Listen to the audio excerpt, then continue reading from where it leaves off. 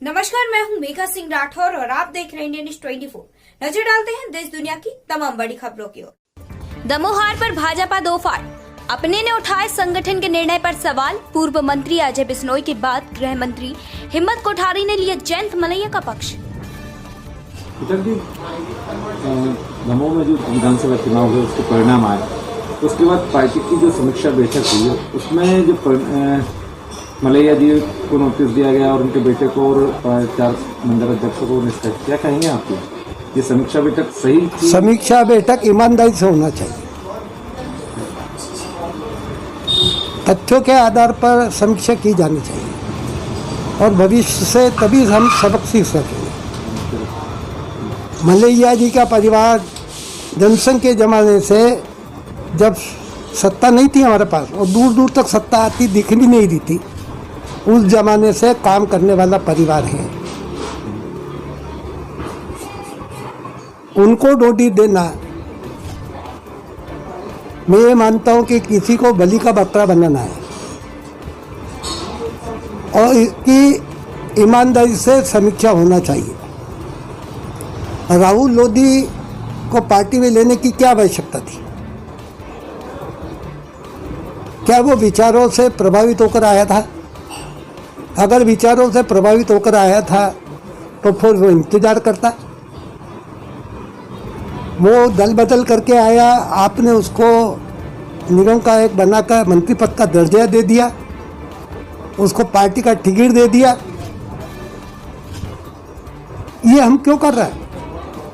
माननीय अटल जी जनता पार्टी के शासन में दल बदल कानून जब लाए तब ये उद्देश्य था कि दल बदल न हो, स्वार्थ के लिए दल बदले नहीं और उससे गंदी राजनीति नहीं आए, इसलिए वो कानून उन्होंने बनाया था। आज उस दल बदल कानून का कोई औचित्य नहीं बचा है, अन्य तरीकों से दल बदल करवाया जा रहा है, उसकी मूल भावना खत्म हो रही है, सौदेबाजी से दल बदल हो रहा है।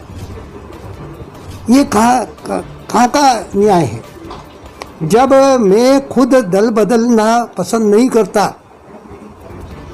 तो मैं दूसरे से कैसे अपेक्षा कर सकता हूँ कि वह दल बदले? उसको मैं कैसे ठीक मान सकता हूँ?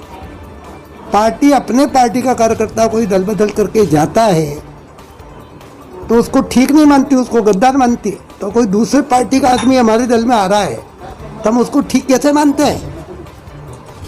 अच्छा, अजय बिश्नोई जी ने भी सवाल खड़े किए, अब आप भी इस पे सवाल खड़े कर रहे हैं, तो ऐसा नहीं लगता कि पार्टी नए लोगों को लाके पुराने वरिष्ठों को दरकिनार? देखिए, एक बात है, पार्टी वही अच्छी होती है जो एक पीढ़ी के बाद दूसरी पीढ़ी को तैयार करे, परिवारवाद नहीं आए। ठाकरे के ज़माने में, पटवाजी के ज़माने में हम लोग दूसरी पीढ़ी के लोग थे। ठाकरे जी ने, प्यारेलाल जी ने, पटवा जी ने, जोशी जी ने, सकलेजा जी ने हमको तैयार किया, हमको आगे बढ़ाया। हम दूसरी पीढ़ी के लोग तैयार हुए। हमारे सामने तीसरी पीढ़ी आई, शिवराज जी की, नरेंद्र सिंह तोमर की ये पीढ़ी आई। इसको साथ हम लोगों ने साथ मिलकर काम किया, उनके नेतृत्व में किया। दूसरी पीढ़ी के तीसरी पीढ़ी के नेतृत्व में हम लोगों ने काम किया। तो क्या कारण है कि तीसरी पीढ़ी की उपेक्षा हो रही है? हम पद नहीं चाहते हैं, पद हमको नहीं चाहिए।